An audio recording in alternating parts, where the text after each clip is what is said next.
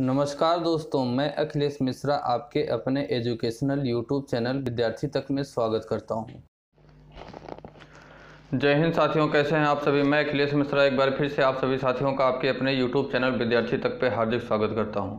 साथियों, ये डेली हम लोगों की करंट अफेयर की क्लास होती है, जो कि कोई भी एग्ज़ाम हो, एक दिवसीय परीक्षा, कोई भी कम्पिटिटिव एग्ज़ाम हो या तो किसी भी स्टेट का कम्पिटिटिव एग्ज़ाम हो साथियों, साथ ही साथ चाहे सेंट्रल गवर्नमेंट का ही कम्पिटिटिव एग्जाम हो जैसे SSC, bank, railway, UP police, UPSI, UP triple SC का कोई भी एग्जाम जैसे यूपी लेखपाल, यूपी वीडियो जूनियर असिस्टेंट इत्यादि साथियों, जो भी कंपटीशन से रिलेटेड एग्जाम होते हैं उन सभी एग्जाम से मैं आजकल 3 से 4 क्वेश्चन प्रत्येक एग्जाम में साथियों 3 से 4 क्वेश्चन करंट अफेयर के क्वेश्चन पूछे जाते हैं, जिनकी अपनी एक अहम भूमिका होती है। तो हम साथियों अपनी इस करंट अफेयर की क्लास में प्रत्येक दिन इस क्लास में साथियों हम उसी तरीके के मतलब क्वेश्चन को करने का काम करते हैं, जिस तरीके के क्वेश्चंस को इस समय एग्जामिनर पुटअप करने की कोशिश करता है या पुटअप करता है। जिस तरीके के एग्ज़ाम को एग्जामिनर इस समय ज़्यादा हाईलाइट कर रहा है, ज़्यादा फोकस कर रहा है, उसी के एग्ज़ाम के पॉइंट ऑफ व्यू से ही हम लोग अपनी इस करंट अफेयर की क्लास में, जो कि प्रत्येक दिन ये क्लास हम लोगों की आपके अपने यूट्यूब चैनल विद्यार्थी तक पे होती है, इसी पे हम लोग बिल्कुल अच्छे से विस्तार के साथ एक्सप्लेन के साथ करते हैं। किसी भी क्वेश्चन के जितने तह तक जाया जा सकता है, किसी भी क्वेश्चन के जितने तह तक जाके पढ़ा जा सकता है, उतने तह तक जाके हम लोग यहाँ पे पढ़ाई करने का काम करते हैं। ठीक साथियों, तो ये डेली करंट अफेयर की क्लास होती है। क्लासों को आप लोग शुरू से लेकर लास्ट तक देखा करिए। साथ ही साथ अपनी एक प्रॉपर नोट्स बना लीजिए साथियों। अपनी नोटबुक में पॉइंट वाइज पॉइंट चीज़ें जो भी मैं यहाँ पे बोर्ड पे बताता हूँ, जो इंपॉर्टेंट चीज़ें होती हैं, सारी चीज़ें मैं यहाँ पे बता देता हूँ। कुछ चीज़ें मैं समझाने की कोशिश करता हूँ, लेकिन ज़्यादा से ज़्यादा चीज़ें मैं लिख देता हूँ यहाँ पे। तो मैं आपको बता दूं कि आपके एग्ज़ाम के पॉइंट ऑफ व्यू से अगर देखा जाए तो सारी चीज़ें, जितनी चीज़ें यहाँ पे बताई जाती हैं, सभी की सभी चीज़ें मोस्ट इंपॉर्टेंट चीज़ें होती हैं। आप उसे बिल्कुल अच्छे से अपने नोटबुक में पॉइंट वाइज पॉइंट बनाते हुए साथियों उन चीज़ों को नोट किया करिए। ठीक है, जैसे मान लीजिए कि कोई मेन क्वेश्चन मैंने बताया, तो उसे आप लोग जो है क्वेश्चन नंबर 1 डाल के और उसको लिख लिया करिए। फिर उससे संबंधित जितनी चीज़ें होती हैं एरो बनाते हुए आप लोग सारी चीज़ें नीचे लिखते चले जाया करिए। उससे क्या होगा कि आप लोग अपने हाथ से लिखेंगे तो आपको सबसे पहली बात तो ज़्यादा से ज़्यादा याद होगा। दूसरी चीज़, उससे फ़ायदा यह होगा कि आप लोगों को रिवीजन करने में काफ़ी मदद मिलेगी। जब भी आप लोगों का एग्ज़ाम आ जाएगा तो जब आपको रिवीजन करना पड़ेगा तो रिवीजन करते टाइम आप लोगों को ज़्यादा टाइम नहीं देना पड़ेगा। ठीक, तो ये साथियों जानकारी थी। आइए हम लोग अपनी क्लास को शुरू करते हैं साथियों। हम लोग को आज 16 तारीख को 15 तारीख के जो करंट अफेयर है, इंपॉर्टेंट करंट अफेयर, उसे करेंगे। साथ ही साथ 1-2 दिन 3 दिन पहले के जो कुछ करंट अफेयर हैं, जो बाद में अपडेट होते हैं, जो जानकारियाँ बाद में अपडेट होती हैं, उसे भी हम यहाँ पे करने का काम करेंगे। ठीक साथियों, तो आइए हम लोग अपनी क्लास को शुरू करते हैं। आज की सबसे पहली जानकारी है साथियों कि सदर जापारोवा ने किर्गिस्तान के राष्ट्रपति पद का चुनाव जीता है। सदर जापारोवा ने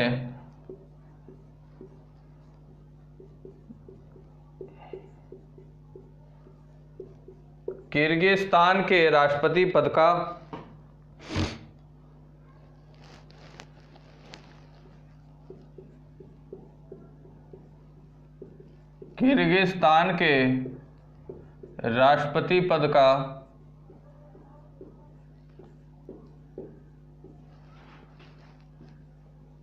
चुनाव जीता है।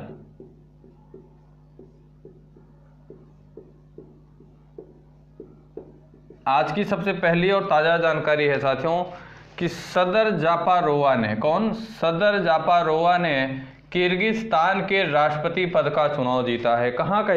किर्गिस्तान के राष्ट्रपति पद का चुनाव सदर जापारोवा ने जीता है।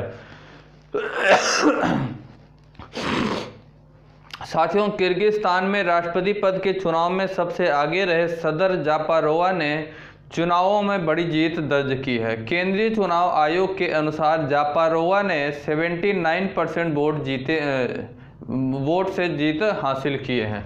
सदर जापारोवा की बात करें साथियों तो ये सबसे ज़्यादा 79% वोट से जीत हासिल किए हैं। कितने? 79% वोट से जीत हासिल किए हैं।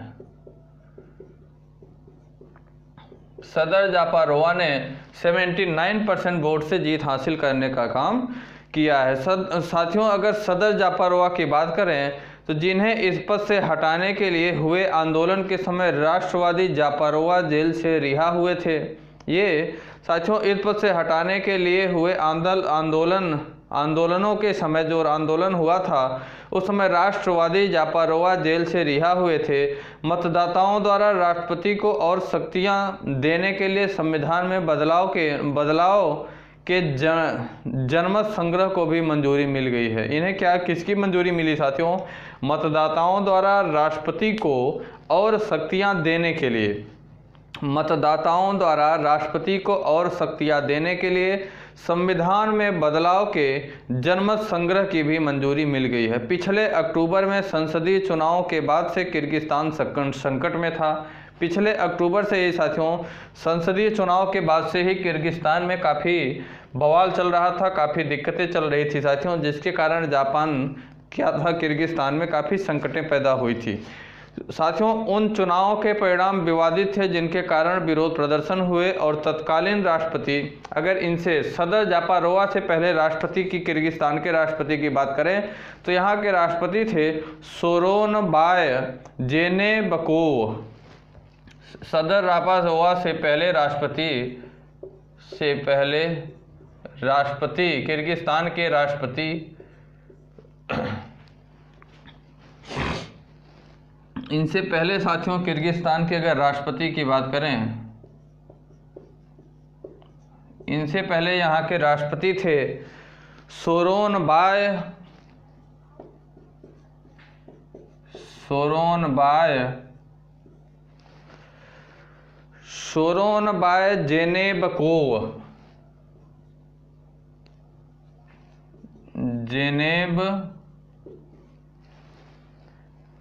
जेनेबकोव। शरद जापारोवा से पहले साथियों किर्गिस्तान के राष्ट्रपति सोरोनबाय जेनेबकोव वहाँ के राष्ट्रपति हुआ करते थे। ठीक, इन्होंने साथियों इस्तीफा दे दिया। चुनाव के परिणाम विवादित थे साथियों, जिसके कारण विरोध प्रदर्शन काफ़ी हुआ था, विरोध प्रदर्शन हुआ था, जिसके कारण वहाँ के तत्कालीन राष्ट्रपति सोरोनबाय जेनेबकोव को क्या देना पड़ा? इस्तीफा देना पड़ा। ठीक साथियों, ये किर्गिस्तान से संबंधित जानकारी थी। किर्गिस्तान की हम लोग बात कर रहे हैं साथियों, तो किर्गिस्तान की अगर हम कैपिटल अर्थात राजधानी की बात करें तो यहाँ की राजधानी बिश्केक, किर्गिस्तान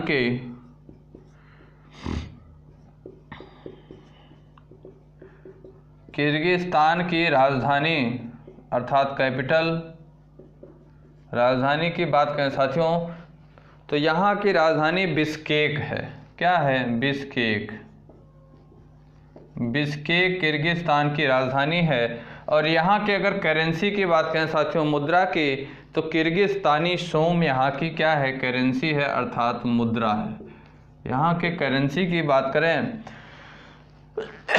तो किर्गिस्तानी सोम,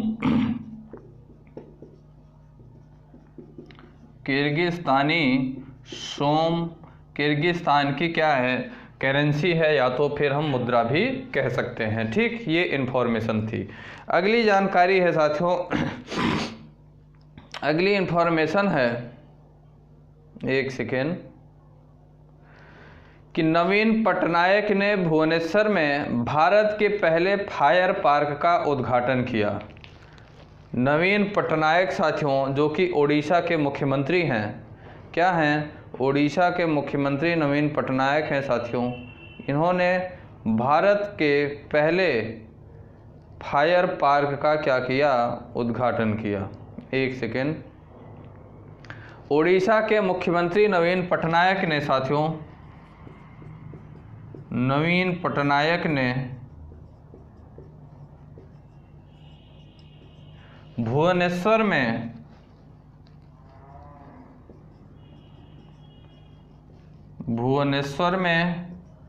भारत के पहले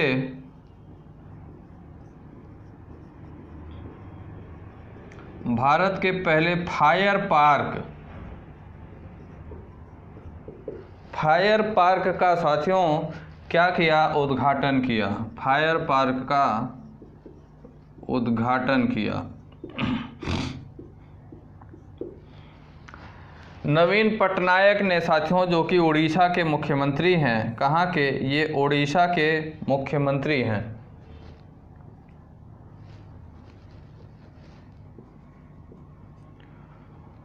सॉरी,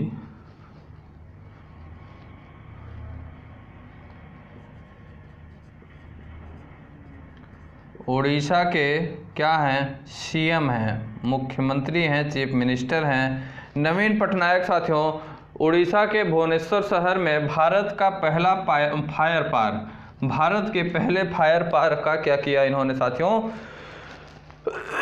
इन्होंने उद्घाटन किया।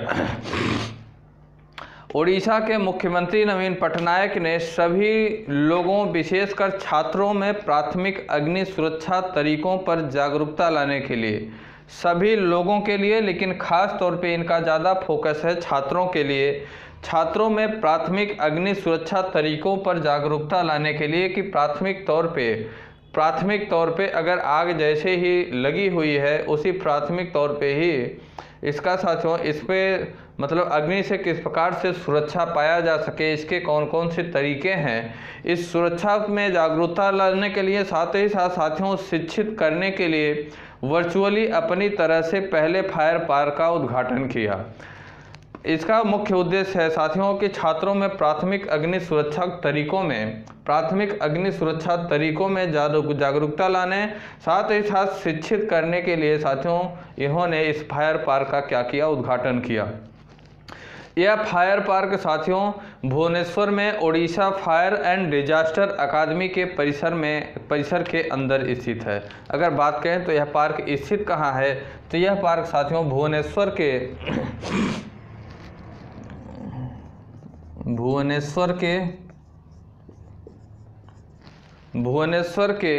उड़ीसा फायर एंड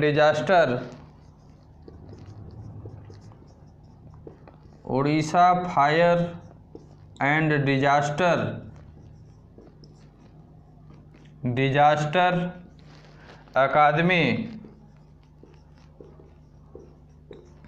के अंदर स्थित है, स्थित है। यह जो फायर पार्क है साथियों, यह फायर पार्क भुवनेश्वर के उड़ीसा फायर एंड डिजास्टर अकादमी के अंदर इसे क्या किया गया है, स्थित किया गया है। इसके अलावा मंत्री ने उड़ीसा अग्निशमन सेवा के ऑनलाइन पोर्टल अग्निशम सेवा को भी लॉन्च किया। इसी के दौरान साथियों जब फायर पार्क का उद्घाटन किया गया, तो इसी के दौरान क्या किया गया साथियों, अग्निशमन सेवा का ऑनलाइन पोर्टल का भी साथियों क्या किया गया, उद्घाटन किया गया या लॉन्च किया गया। इस अग्निशमन सेवा का जो ऑनलाइन पोर्टल है, इसे साथियों अग्निशम सेवा कहा गया। अग्निशम सेवा कहा गया साथियों। इसका भी क्या किया गया, इसे भी लॉन्च किया गया। अग्निशम सेवा को भी लॉन्च किया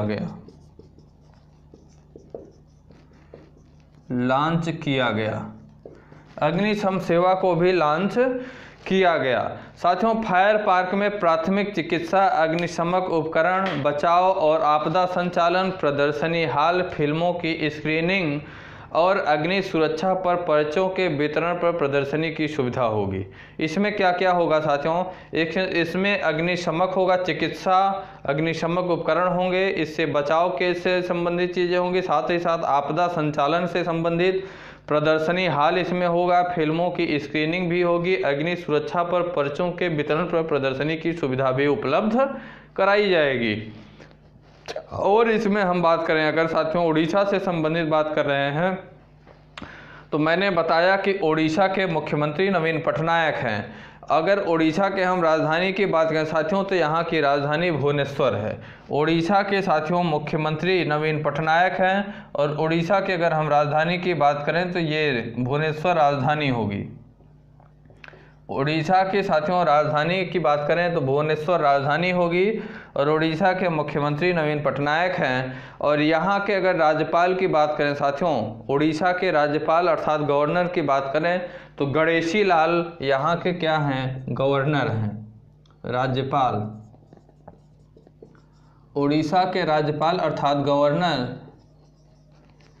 की बात करें तो गणेशी लाल साथियों कहाँ के? उड़ीसा राज्य के राज्यपाल है। उड़ीसा राज्य के राज्यपाल गणेशी लाल, मुख्यमंत्री नवीन पटनायक और राजधानी भुवनेश्वर। ये इन्फॉर्मेशन थी। अगली जानकारी की बात करें साथियों तो अगली इन्फॉर्मेशन है कि आरबीआई ने डिजिटल ऋण में होने वाली धोखाधड़ी को रोकने के लिए 6 सदस्यीय कार्यदल का गठन किया है। मोस्ट इम्पॉर्टेंट पहल है साथियों और अच्छी जानकारी है। खास तौर पे यह जानकारी बैंकिंग सेक्टर से रिलेटेड जो भी स्टूडेंट हैं, बैंकिंग सेक्टर से रिलेटेड जो विद्यार्थी हैं, जो स्टूडेंट हैं, जो तैयारी कर रहे हैं, उनके लिए यह क्वेश्चन काफ़ी महत्वपूर्ण है। जानिए क्या इन्फॉर्मेशन है कि आरबीआई ने डिजिटल ऋण में होने वाली धोखाधड़ी, भारतीय रिजर्व बैंक ने, आरबीआई का मतलब भारतीय रिजर्व बैंक, आरबीआई ने डिजिटल ऋण में होने वाली धोखाधड़ी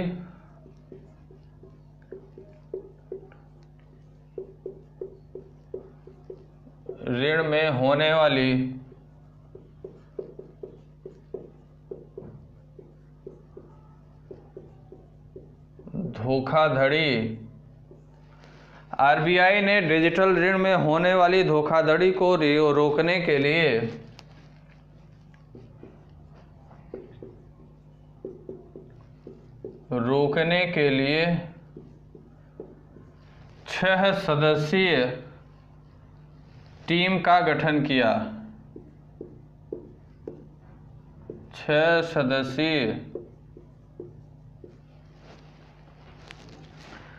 सदस्यीय कार्यदल का गठन किया कह सकते हैं। ठीक, 6 सदस्यीय कार्यदल का गठन किया।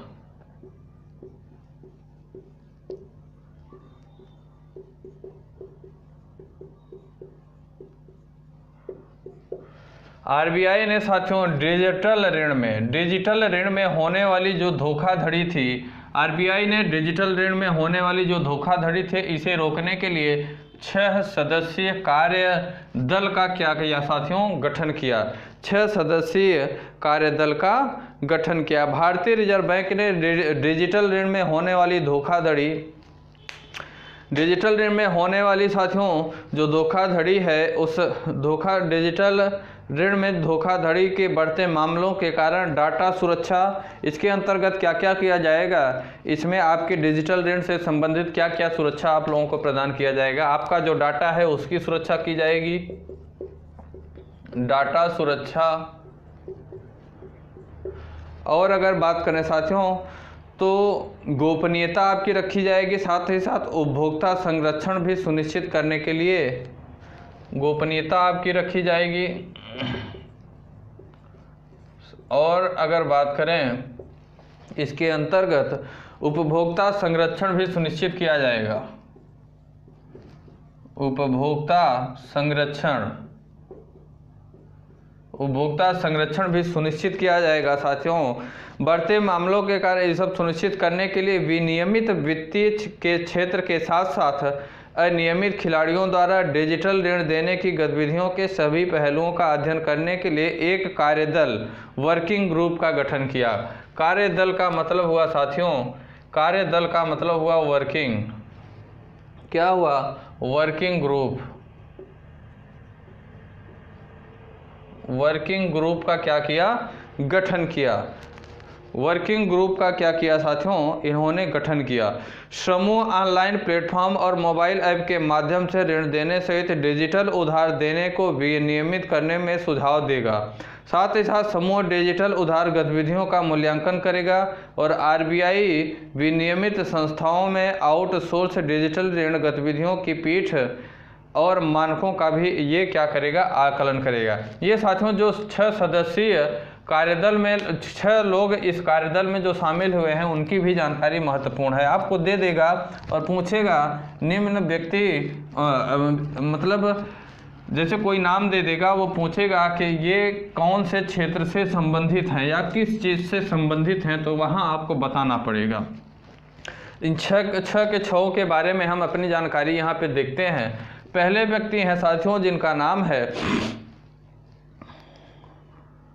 इसमें सबसे पहले आप यह जानिए जो 6 सदस्यीय पैनल है, जो 6 सदस्यीय ग्रुप है साथियों, इसमें 4 आरबीआई आंतरिक और 2 बाहरी सदस्य शामिल हैं। इसमें 4 जो है आरबीआई आंतरिक, 4 आरबीआई आंतरिक और 2 बाहरी सदस्य शामिल हैं। बाहरी सदस्य क्या हैं? शामिल हैं। 2 बाहरी सदस्य इसमें शामिल हैं। जो यह 6 सदस्यीय वर्किंग ग्रुप बना है, वर्किंग कमेटी बनी है साथियों, इसमें 4 आरबीआई के आंतरिक सदस्य हैं और 2 बाहरी सदस्य इसमें शामिल हैं। पहले सदस्य हैं साथियों जिनका नाम है जयंत कुमार दास। जयंत कुमार दास पहले सदस्य हैं जयंत कुमार दास।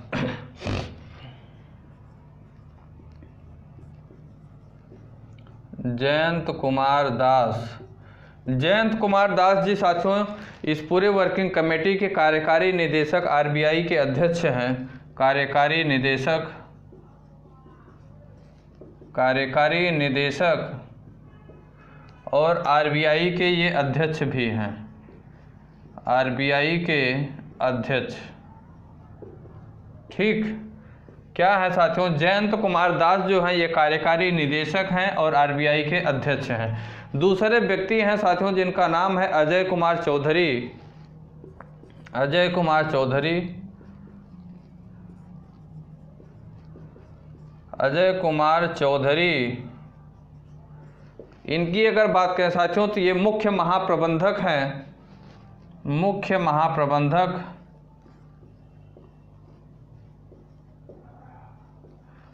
महाप्रबंधक, साथ ही साथ पर्यवेक्षण विभाग के सदस्य हैं साथियों। क्या है? पर्यवेक्षण विभाग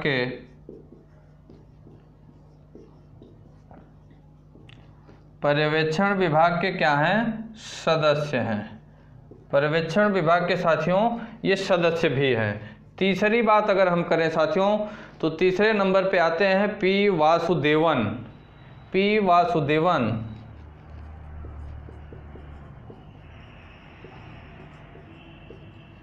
वासुदेवन की बात करें साथियों तो ये भी मुख्य महाप्रबंधक हैं। किस चीज़ के?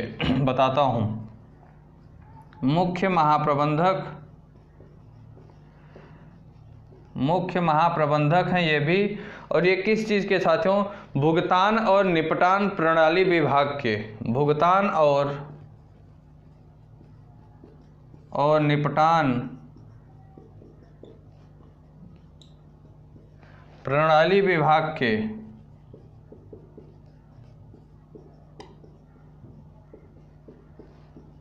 भुगतान और प्रणाली विभाग के साथियों ये मुख्य महाप्रबंधक हैं और ये भी साथियों आरबीआई के सदस्य रहे हैं। किसके? आरबीआई के सदस्य रहे हैं। आरबीआई के सदस्य, ठीक। आरबीआई के ये भी क्या रहे हैं? सदस्य रहे हैं। चौथे नंबर पे आते हैं साथियों जिनका नाम है मनोरंजन मिश्रा।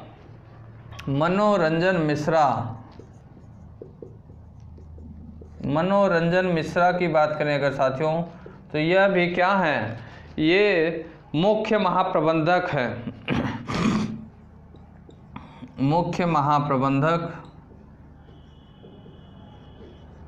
महाप्रबंधक है। किस चीज़ से संबंधित हैं ये साथियों? ये विनियमन विभाग के मुख्य महाप्रबंधक है। विनियमन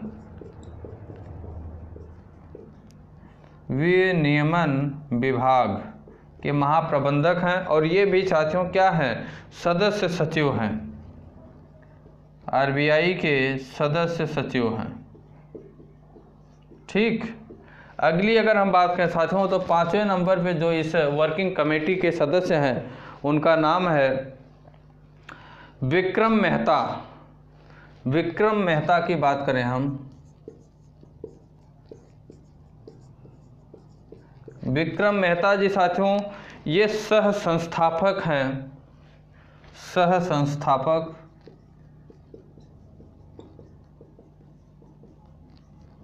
सह संस्थापक हैं किस चीज़ के?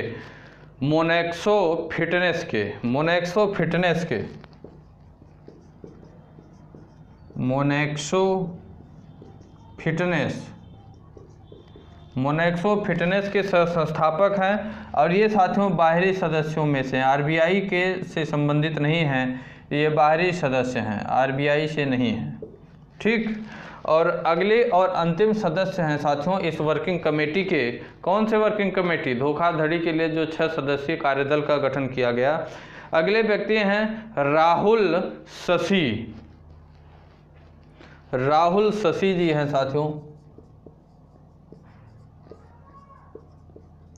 राहुल शशि की अगर बात करें तो ये साइबर सुरक्षा विशेषज्ञ हैं। साइबर सुरक्षा विशेषज्ञ।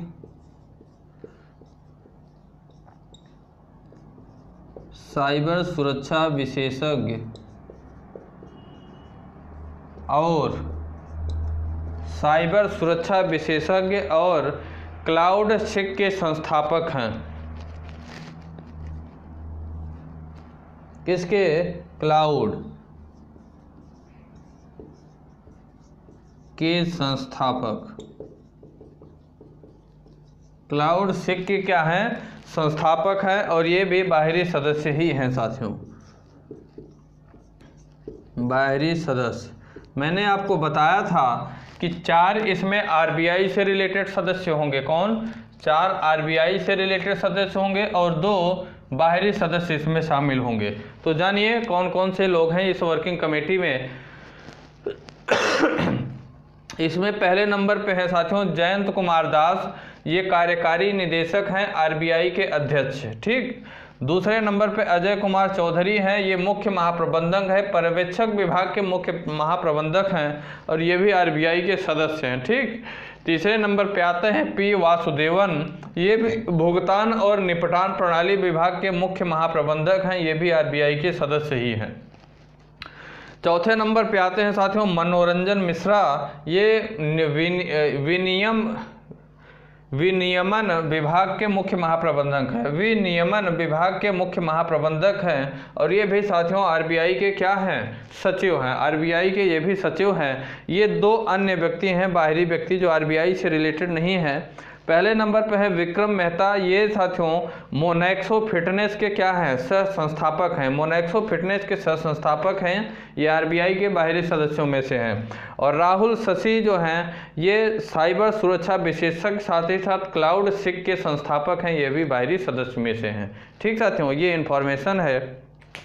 आपसे एग्जामिनर यहाँ क्वेश्चन पूछेगा तो देखिए किस प्रकार से पूछेगा कि आरबीआई ने जो डिजिटल ऋण देने के लिए धोखाधड़ी को रोकने के लिए 6 सदस्यीय कार्यदल का गठन किया, निम्न में से कौन से सदस्य उसमें शामिल हैं? निम्न में से कौन से सदस्य उसमें शामिल हैं? या तो आपको दे देगा कि मान लीजिए दे दिया कि पी वासुदेवन जो कि भुगतान एवं निपटान प्रणाली विभाग के मुख्य महाप्रबंधक हैं, इन्हें किस कार्यदल की कमेटी में शामिल किया गया है? तो आपको बताना पड़ेगा आरबीआई ने जो डिजिटल ऋण में धोखाधड़ी हो रही है उसे रोकने से संबंधित जो टीम बनाई गई है उसी में इन्हें शामिल किया गया। ठीक साथियों, ये इन्फॉर्मेशन थी। अगली जानकारी की हम बात करें, इसे आप लोग नोट करिएगा, इंपॉर्टेंट जानकारी है, खास तौर पे बैंकिंग से रिलेटेड जो स्टूडेंट हैं, बैंकिंग से रिलेटेड जो विद्यार्थी हैं उनके लिए काफ़ी महत्वपूर्ण जानकारी है। सारी चीज़ें आप लोग एक पॉइंट वाइज पॉइंट नोट करते जाइए। ठीक है, पढ़ाई का शॉर्टकट नहीं होता, थोड़ा सा स्ट्रगल करना पड़ेगा आप लोगों को। अगली इन्फॉर्मेशन है कि इरेडा ने स्वास्थ्य बीमा उत्पादों की उपलब्धता की जांच के लिए एक पैनल का गठन किया। इरेडा अर्थात बीमा नियामक और विकास प्राधिकरण। इरेडा ने साथियों स्वास्थ्य बीमा उत्पादों की उपलब्धता की जांच के लिए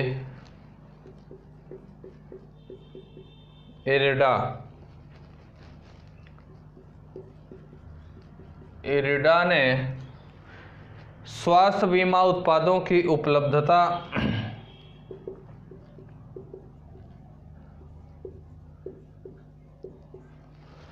स्वास्थ्य बीमा उत्पादों की उपलब्धता स्वास्थ्य बीमा उत्पादों की उपलब्धता की जांच के लिए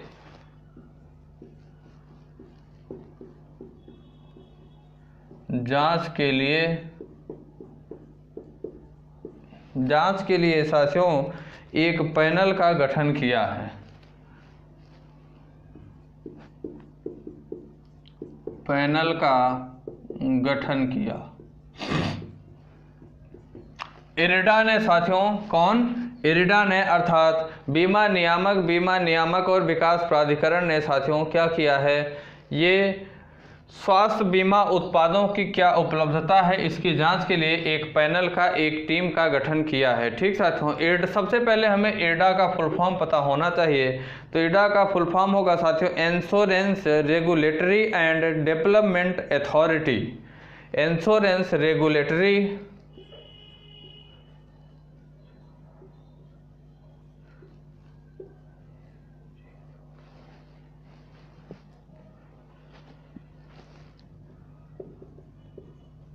insurance regulatory and development authority.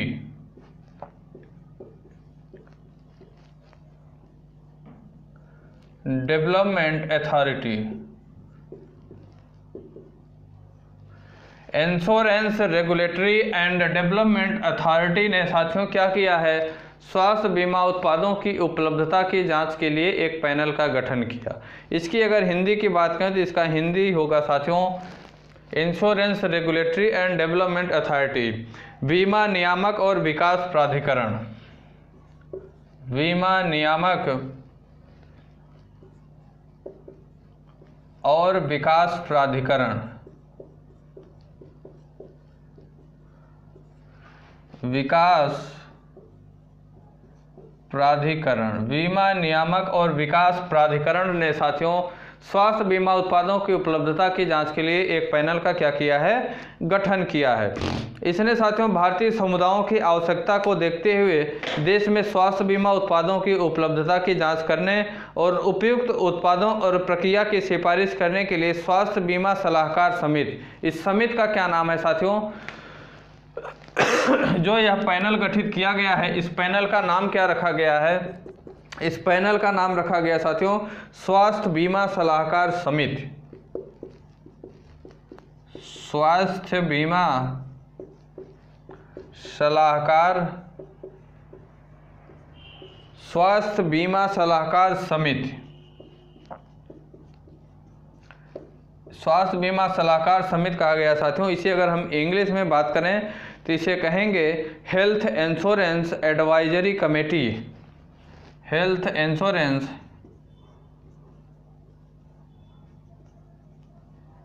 Advisory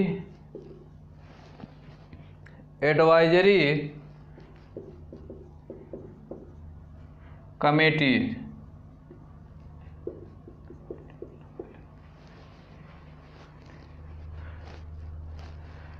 स्वास्थ्य बीमा सलाहकार समिति का साथियों बीमा नियामक और विकास प्राधिकरण ने क्या किया है, नामक एक विशेषज्ञों का एक पैनल का गठन किया गया। विशेषज्ञ समिति की अध्यक्षता साथियों इरडा के अध्यक्ष जो हैं वो करेंगे। अब बात करें इरडा के अध्यक्ष तो सुभाष चंद्र खुंटिया। सुभाष चंद्र साथियों खुंटिया इरडा के अध्यक्ष हैं। इरडा के अगर हम अध्यक्ष की बात करें तो सुभाष चंद्र खुंटिया कौन है साथियों, इसके अध्यक्ष सुभाष चंद्र खुंटिया। सुभाष चंद्र खुंटिया साथियों इरडा के अध्यक्ष हैं। इस स्वास्थ्य बीमा सलाहकार समिति जो है इसकी साथियों अध्यक्षता इरडा के ही अध्यक्ष सुभाष चंद्र खुंटिया जी करेंगे। कौन करेंगे, इरडा के ही अध्यक्ष सुभाष चंद्र खुंटिया जी इस समिति की अध्यक्षता करेंगे। ठीक साथियों, और इसमें हम इंफॉर्मेशन की बात करें, एक मिनट, और हम इससे रिलेटेड अगर जानकारी की बात करें साथियों तो इसके उपाध्यक्ष एक सदस्य गैर जीवन होंगे और समिति का कार्यकाल 1 वर्ष होगा। ये जो साथियों समिति का गठन किया गया है, ये जो हेल्थ इंश्योरेंस एडवाइजरी कमेटी का गठन किया गया है, इसका अगर कार्यकाल की बात करें तो इसका कार्यकाल यह 1 वर्ष का होगा, 1 ईयर के लिए होगा। ठीक साथियों, 1 वर्ष के लिए इसका कार्यकाल होगा। इसकी अध्यक्षता साथियों जो इरडा के अध्यक्ष सुभाष चंद्र खुटिया हैं, ये इसकी अध्यक्षता करेंगे। अब अगर हम इरडा की स्थापना की बात करें साथियों, तो इसकी इरडा की स्थापना 1999 में किया गया। इरडा की स्थापना 1999 में इसकी स्थापना किया गया। और इसके मुख्यालय की बात करें साथियों, तो इसका मुख्यालय तेलंगाना के हैदराबाद शहर में है। इरडा का साथियों अगर मुख्यालय की बात करें, इसका मुख्यालय अगर बात करें साथियों, तो इसका मुख्यालय हैदराबाद तेलंगाना इसका क्या है, मुख्यालय है। इरडा का मुख्यालय हैदराबाद तेलंगाना में, इसकी स्थापना 1999 में की गई। और इरडा ने ही साथियों स्वास्थ्य बीमा उत्पादों की उपलब्धता की जांच करने के लिए एक पैनल का गठन किया गया, जिस पैनल का नाम है स्वास्थ्य बीमा सलाहकार समिति, हेल्थ इंश्योरेंस एडवाइजरी कमेटी इस समिति का नाम है। और इसकी अध्यक्षता साथियों इरडा के ही जो अध्यक्ष हैं, निदेशक हैं, इरडा के जो अध्यक्ष हैं सुभाष चंद्र खुटिया ही इस स्वास्थ्य बीमा सलाहकार समिति हेल्थ इंश्योरेंस एडवाइजरी कमेटी की अध्यक्षता करेंगे। ठीक साथियों, ये इन्फॉर्मेशन है। अगली जानकारी की बात करें साथियों, अगली जानकारी है कि बोफा सिक्योरिटीज ने वित्त वर्ष 2021 में भारत की जीडीपी -6.7% रहने का अनुमान जताया है। अगली इंफॉर्मेशन है, क्या है, बोफा सिक्योरिटीज ने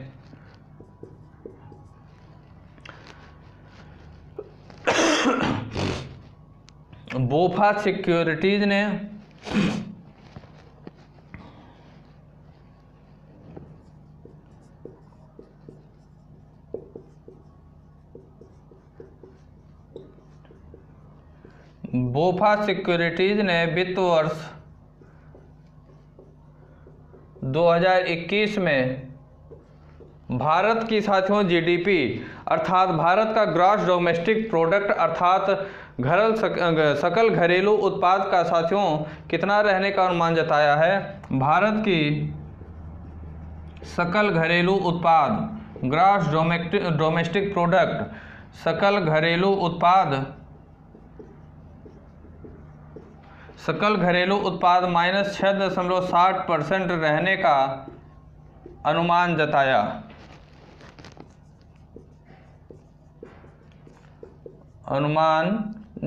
है। बोफा है साथियों, बोफा सिक्योरिटी है, यह भारत का वित्त वर्ष 2021 में सकल घरेलू उत्पाद अर्थात जीडीपी साथियों, जीडीपी को कितना रहने का अनुमान जताया, -6.7 रहने का इसने अनुमान जताया। बोफा सिक्योरिटी ने चालू वित्त वर्ष 2020-21 में भारत की जीडीपी ग्रोथ 6.7% नेगेटिव रहने की संभावना जताई है। इसके अलावा बोफा सिक्योरिटीज ने साथियों वित्त वर्ष 2021-22 में भारत की अर्थव्यवस्था 9% तक की दर बढ़ने का अनुमान जताया। इसी ने साथियों वित्त वर्ष ये 2020-21 की बात है, और 2021-22 की बात करें तो इसी ने अनुमान जताया कि भारत का जो सकल घरेलू उत्पाद होगा वो 9% तक हो सकता है। भारत का सकल घरेलू उत्पाद वित्त वर्ष 2021-22 में 9% और वित्त वर्ष 2020-21 में कितना, -6.7% रहने का इसने अनुमान जताया है। साथियों अगर इसकी बात करें, यदि आगामी वित्त वर्ष की पहली छमाही तक वैक्सीन वितरण किया जाता है और यदि वितरण में साथियों 2021-22 अक्टूबर-मार्च की पूरी छमाही में देरी होती है तो सकल जीडीपी में 6% की दर से वृद्धि की उम्मीद भी जताई गई है। बोफा की अगर हम बात करें साथियों, किसकी, बोफा सिक्योरिटी की बात करें तो इसका मुख्यालय संयुक्त राज्य अमेरिका के न्यूयॉर्क शहर में है। बोफा की हम बात करें तो इसका मुख्यालय, हेडक्वार्टर की बात करें तो इसका मुख्यालय कहाँ है साथियों, न्यूयॉर्क संयुक्त राज्य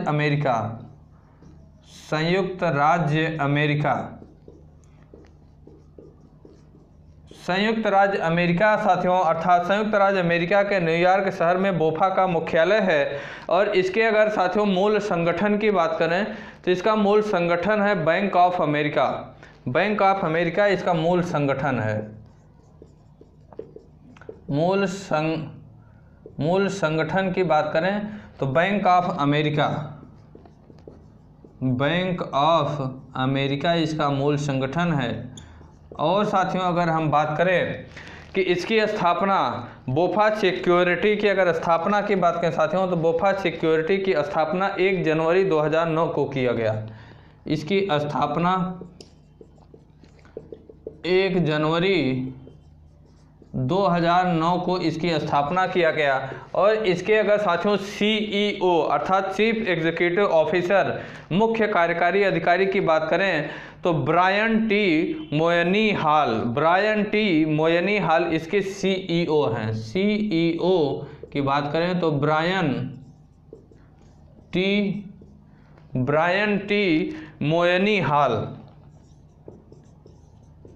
मोयनी हाल साथियों क्या हैं? ब्रायन टी मोयनी हाल यहाँ के कहाँ के बोफा सिक्योरिटी के CEO अर्थात मुख्य कार्यकारी अधिकारी हैं। फिर से समझिए, बोफा सिक्योरिटी ने साथियों भारत के वित्त वर्ष 2020-21 में सकल घरेलू उत्पाद अर्थात GDP -6.7% रहने का अनुमान जताया है। यहीं पे साथियों बोफा सिक्योरिटी ने ही भारत की GDP वित्त वर्ष 2021-22 में 9% रहने का भी अनुमान इन्होंने जताया। अगली बात हमने बोफा से संबंधित अन्य जानकारी की किया कि बोफा का मुख्यालय कहाँ है, तो बोफा का मुख्यालय साथियों संयुक्त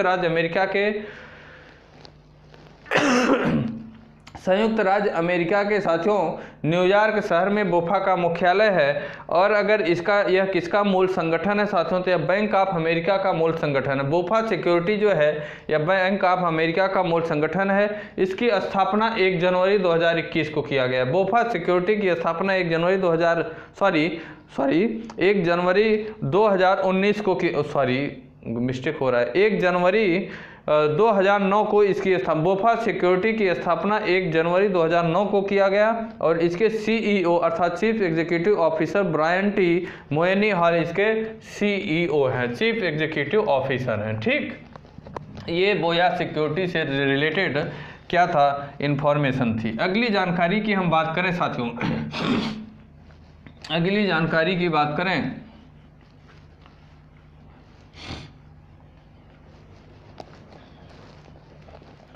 अगली जानकारी है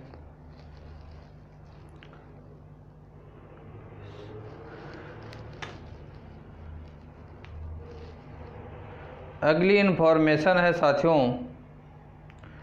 कि नीति आयोग और फ्लिपकार्ट ने वेब लॉन्च करने के लिए साझेदारी किया है। ठीक, वेब का मतलब women entrepreneurship platform. NITI Aayog और फ्लिपकार्ट ने, मोस्ट इम्पॉर्टेंट इंफॉर्मेशन है, NITI Aayog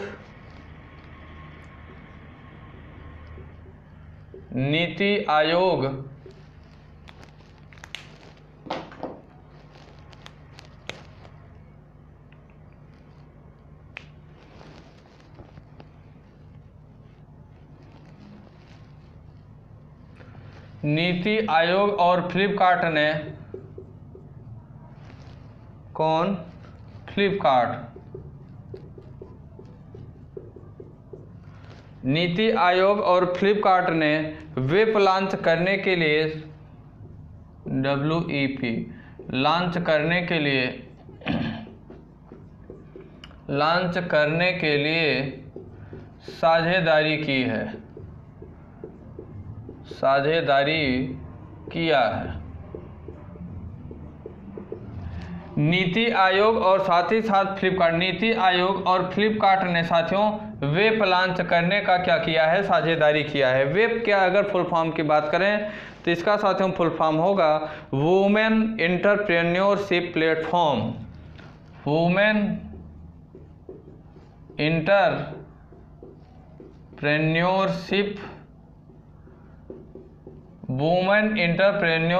platform. Women entrepreneurship platform साथियों लॉन्च करने का क्या किया है, समझौता किया है। ठीक साथियों, महिला उद्यमिता प्लेटफॉर्म, इसके अगर हिंदी की बात करें तो इसका हिंदी होगा महिला उद्यमिता प्लेटफॉर्म। महिला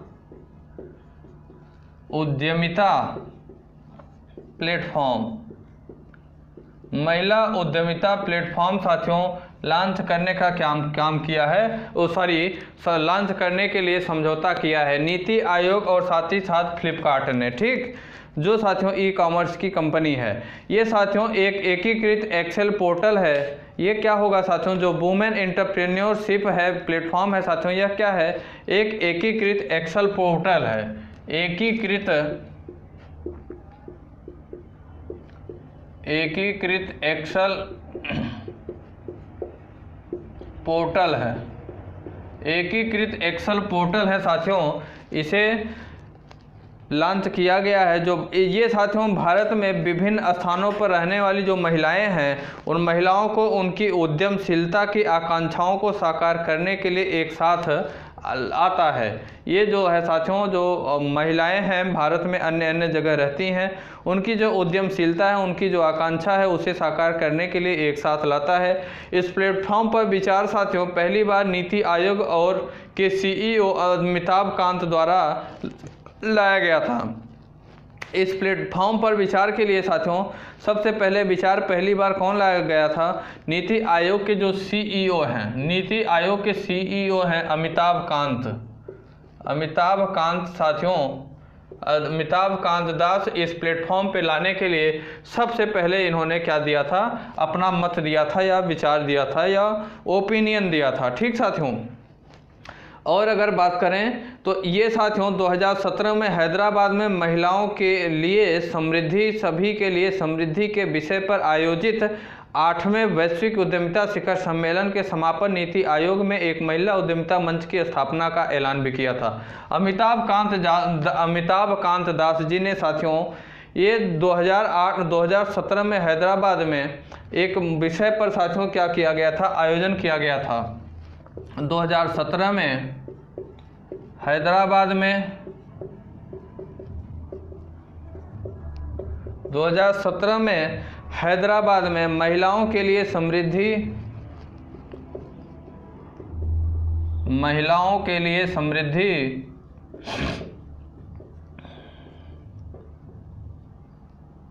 सभी के लिए समृद्धि, सभी के लिए समृद्धि, महिलाओं के लिए समृद्धि तथा सभी के लिए समृद्धि, ये साथियों सब्जेक्ट था। ये क्या था, एक सब्जेक्ट था, यह एक सब्जेक्ट था साथियों। इस विषय पे क्या किया गया था, इस विषय पर साथियों महिला आयोजन एक किया गया था। कौन सा आयोजन, 8वां वैश्विक उद्यमिता शिखर सम्मेलन। यह साथियों जो महिलाओं के लिए समृद्धि, सभी के लिए समृद्धि है, इस सब्जेक्ट पे साथियों चर्चा हुई थी 8वें वैश्विक उद्यमिता शिखर सम्मेलन, वैश्विक उद्यमिता शिखर सम्मेलन।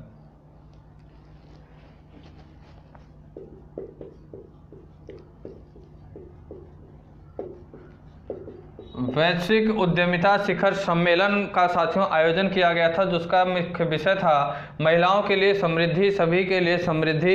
इसके समापन पर ही साथियों जो नीति आयोग के CEO हैं अमिताभ कांत दास जी साथियों, इन्होंने इसके किसके लिए, महिला उद्यमिता मंच की स्थापना का ऐलान अमिताभ कांत जी ने किया था। ठीक साथियों, अमिताभ कांत जी ने 8वें वैश्विक उद्यमिता शिखर सम्मेलन में महिलाओं के लिए समृद्धि, सभी के लिए समृद्धि विषय पे साथियों जब ये सम्मिलित हुए थे हैदराबाद में 2017 में, उसी दौरान महिला उद्यमिता मंच की स्थापना की बात नीति आयोग के CEO अमिताभ कांत दास जी बात रखे थे या इसका ऐलान किए थे। ठीक कि महिला उद्यमिता मंच की स्थापना किया जाएगा, जिसके लिए महिला उद्यमिता प्लेटफॉर्म या वुमेन एंटरप्रेन्योरशिप प्लेटफॉर्म के साथियों लॉन्च करने का काम किया गया।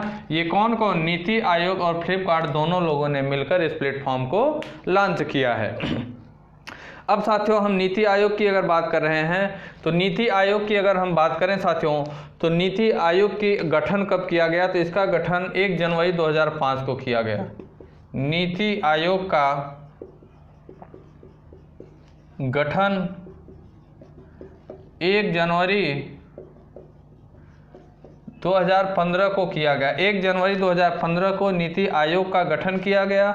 और साथियों नीति आयोग के मुख्यालय की बात करें तो इसका मुख्यालय नई दिल्ली में है। नीति आयोग का अगर मुख्यालय की बात करें तो इसका मुख्यालय नई दिल्ली में है। कहाँ? इसका मुख्यालय नई दिल्ली में है। साथ ही साथ साथियों अगर नीति आयोग के अध्यक्ष की बात करें तो जो भारत का प्रधानमंत्री होता है वही नीति आयोग का अध्यक्ष होगा। अर्थात इसका अध्यक्ष कौन है इस समय? इस नीति आयोग के अध्यक्ष वर्तमान में नरेंद्र मोदी हैं। कौन है? नरेंद्र मोदी नीति आयोग के वर्तमान में अध्यक्ष हैं। अर्थात जो भारत का प्रधानमंत्री होगा वही नीति आयोग का अध्यक्ष होगा। फ्लिपकार्ट के अगर मुख्यालय की बात करें साथियों, किसके? फ्लिपकार्ट की। चूँकि फ्लिपकार्ट की भी साथियों हम लोग चर्चा कर रहे हैं तो फ्लिपकार्ट के अगर मुख्यालय की बात करें तो फ्लिपकार्ट का मुख्यालय साथियों कर्नाटक के बेंगलुरु शहर में है।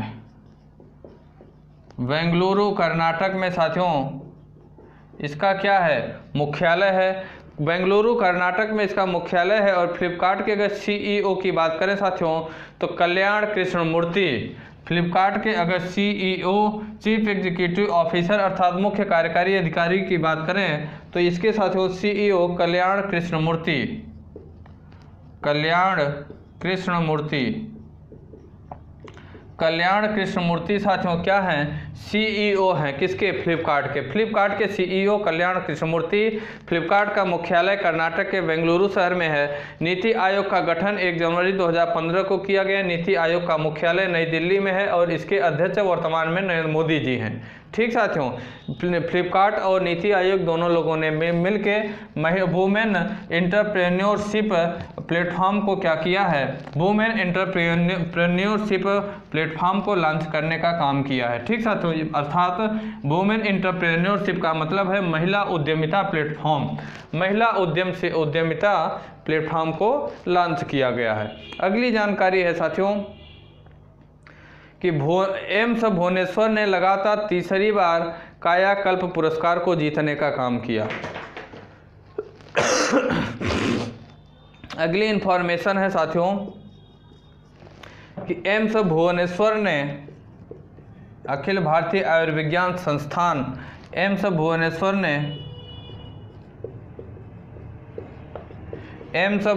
ने साथियों लगातार तीसरी बार कायाकल्प पुरस्कार जीता। लगातार तीसरी बार कायाकल्प पुरस्कार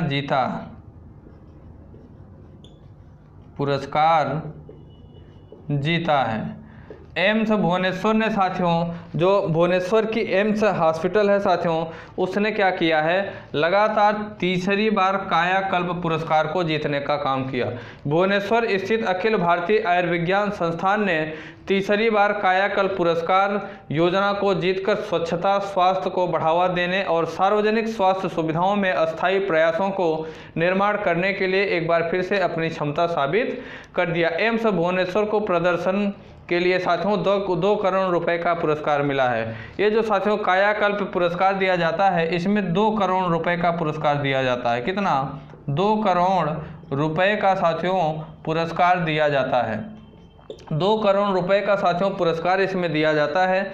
लगातार ये साथियों तीसरी बार जीता है। संस्थान को लगातार तीसरे वर्ष स्वच्छता के लिए बी श्रेणी के तहत सर्वश्रेष्ठ साथियों सरकारी अस्पताल के रूप में चुना गया। भुवनेश्वर एम्स को लगातार तीसरी बार केंद्रीय सरकारी अस्पताल के रूप में सर्वश्रेष्ठ केंद्रीय सरकारी अस्पताल के रूप में चुना गया। इससे पहले 2018 और 19 में श्रेणी बी अस्पतालों अर्थात 1000 बेड से कम के बीच देश का दूसरा सबसे स्वच्छ अस्पताल बनने के लिए पुरस्कार मिला था और पुरस्कार राशि के रूप में साथियों 1 करोड़ रुपए दिया गया था।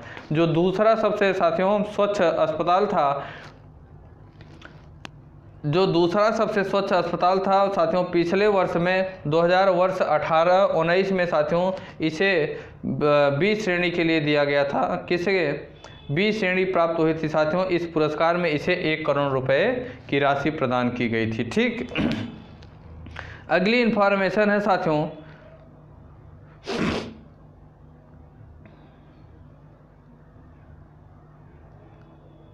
अगली इंफॉर्मेशन है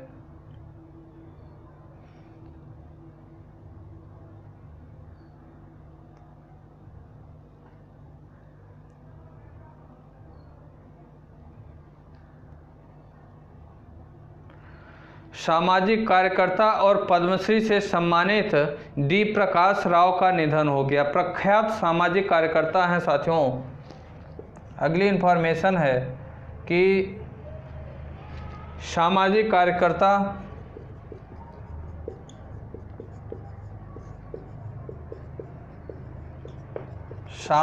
कार्यकर्ता और पद्मश्री से सम्मानित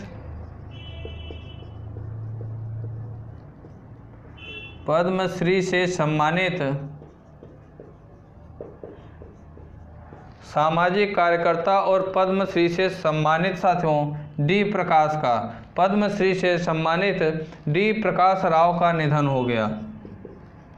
डी प्रकाश राव का निधन हो गया।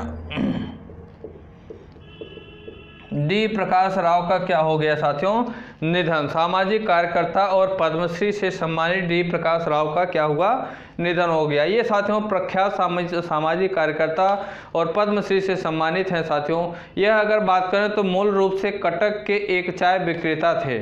मूल रूप से अगर इनकी बात करें साथियों डी प्रकाश राव की, तो ये मूल रूप से किसके? कटक के एक चाय विक्रेता थे। कटक के चाय विक्रेता थे साथियों। कटक के चाय विक्रेता थे मूल रूप से अगर इनकी बात करें डी प्रकाश राव की। और साथियों इन्होंने 2000 में शुरू किया अपने स्कूल आशा ओ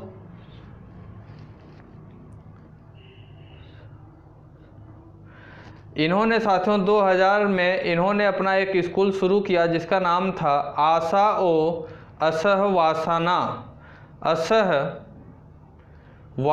कार्यक्रम।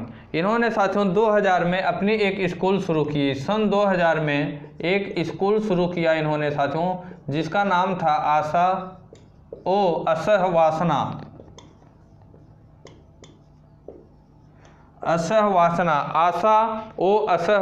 नामक एक स्कूल उन्होंने शुरू किया साथियों।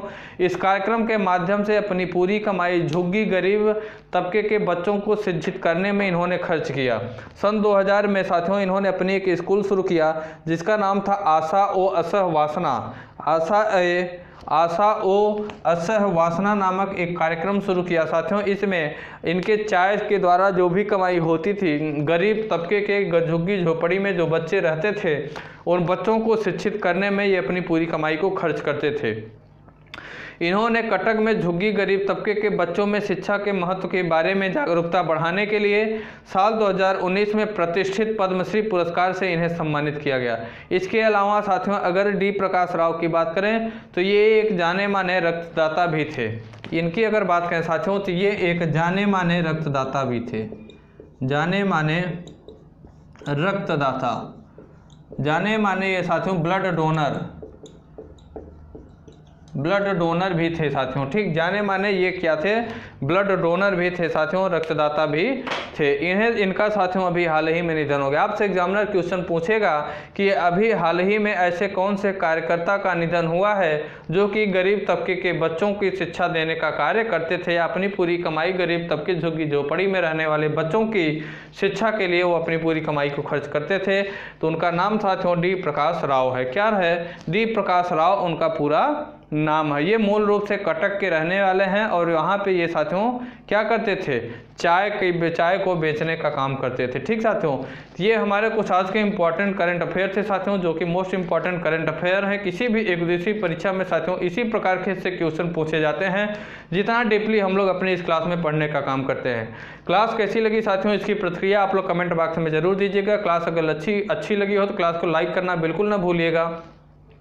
साथ ही साथ साथियों क्लासों को आप लोग ज़्यादा से ज़्यादा शेयर किया करिए। आपकी जो भी सोशल मीडिया पैट है, फेसबुक है, व्हाट्सअप है, इंस्टाग्राम है, टेलीग्राम है, प्रत्येक जगह क्लासों को आप लोग शेयर किया करिए जिससे कि अन्य विद्यार्थियों तक आपका यूट्यूब चैनल विद्यार्थी तक की ये क्लासें पहुंच सके जिन्हें ऐसे क्लासों की आवश्यकता है और वो पहुंच नहीं पा रही है। ठीक साथियों, तो आप लोग क्लासों को शेयर किया करिए। आप लोगों का इतना दायित्व बनता है, आप लोग भी अपने कर्तव्य को निभाइए। ठीक साथियों, तो ठीक है फिर क्लास को अगर आप लोगों का कोई सुझाव हो साथियों तो आप हमारे कमेंट बॉक्स में कमेंट करके आप अपने सुझाव को भी हमें दे सकते हैं, उस पर भी विचार किया जाएगा। ठीक साथियों, तो फिर क्लास को ओवर करते हैं। क्लासों को शुरू से लेकर लास्ट तक देखा करिए। ठीक साथियों, जय हिंद, जय भारत। दोस्तों, अगर आप हमारे YouTube चैनल विद्यार्थी तक पे नए हैं तो लाइक करें, सब्सक्राइब करें और बेल आइकन को दबाना ना भूलें। धन्यवाद।